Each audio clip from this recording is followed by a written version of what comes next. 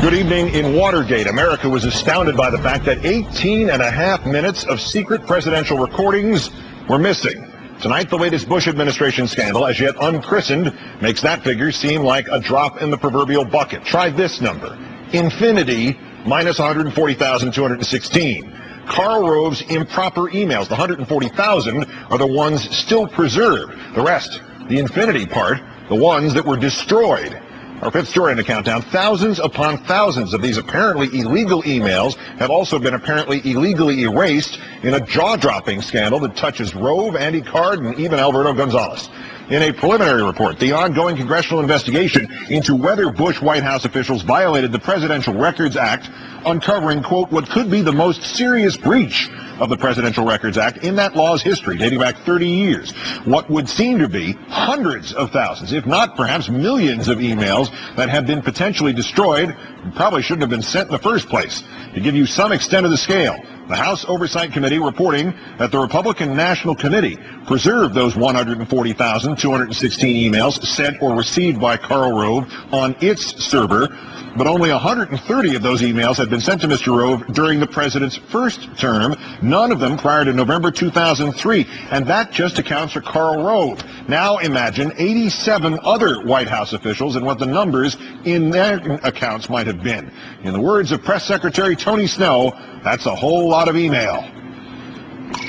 You were saying at the time there were like 50 staffers. We're actually saying no, it's more like 88. And there are indications. I mean, 140,000 emails is a lot of emails. That's a whole lot of emails. And that's just Rove. That's not all the other folks. That's a whole lot of email. Absolutely right. Let me put it this way.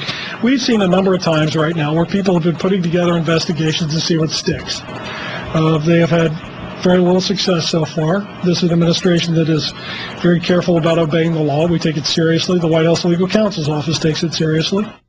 But not the White House counsel's office when Alberto Gonzales was running it, at least not according to today's congressional report, which says Mr. Gonzales took no action to preserve presidential records. In other words, the man now in charge of enforcing the nation's laws looked the other way. The law here, relevant to this point, government business is not to be conducted on political parties' email servers. Also, the now Attorney General with new problems at the Justice Department. Defense lawyers in federal cases were using the firings of those 9 U.S. attorneys to claim that their clients may have been targeted for purely political reasons as well. Let's bring in our man, our veteran on the scandal beat, correspondent David Schuster in Washington. David, good evening. Keith, good evening to you and welcome back. Thank you. First, the White House told us that only a handful of the White House officials had RNC email accounts to begin with. Today, the congressional investigators say they've uncovered, well, you get to say how many. How many accounts? 88, almost 90. In fact, investigators say that, and those are, of course, just the ones they know about. Investigators suspect that it may be 90 or perhaps even 100 White House officials who were involved in this. And what is so striking, Keith, is that it backs up the long-held suspicion that political business was essentially conducted on government property, which, as you have mentioned, is illegal, and that it was not just an isolated effort at the White House, as was initially claimed by White House officials, but rather that this was organized, orchestrated, and quite widespread. So if it's 88 that they know of, emails for how many accounts have been wiped out completely? How many of them are just blanks at this point? Well, and that's where it gets really interesting. 51 of the 88 are missing, and some of the key accounts that are missing are from the White House political shop. For example, Ken Mellon, who was the White House political director a couple of years ago, his email records are completely gone. And again, the suspicion that has been raised is that officials like Mellon were mixing politics and government business, and that somebody wanted to hide the emails that would show the mix. Some of the emails that were recovered include Andy Card, the former White House chief of staff, and officials in the office of the vice president. But the number of accounts missing suggests that several officials may have been deeply enmeshed with Card and others in coordinating official government actions with the Republican Party. So again, you have two laws that are in play here: the Presidential Records Act, which requires White House officials not to destroy or delete official correspondence, and then the other law in play is the Hatch Act, which says you cannot engage in political business on government property.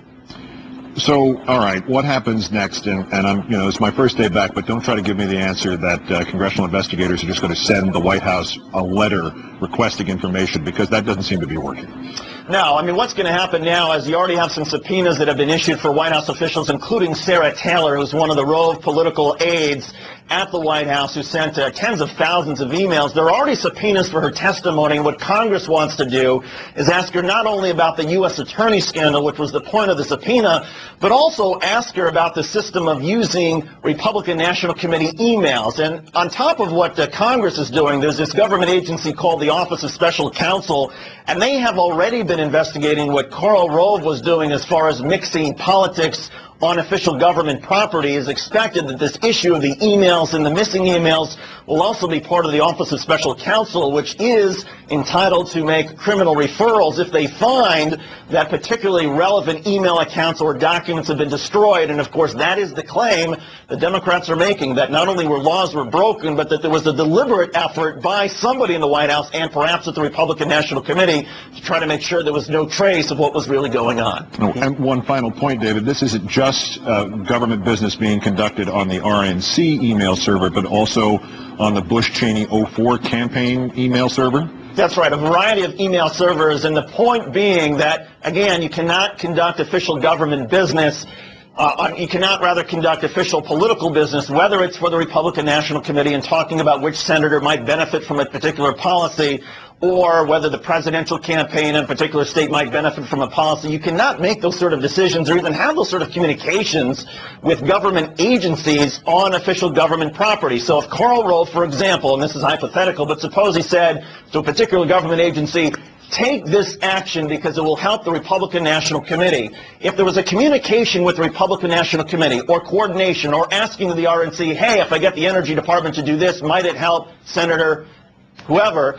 You can't do that, and that's where the Democrats are justified in saying, what's going on here, and why are all these records missing? And you can't wash it through an outside server, and you can't erase the emails one way or the other. So there's right. 3 strikes here.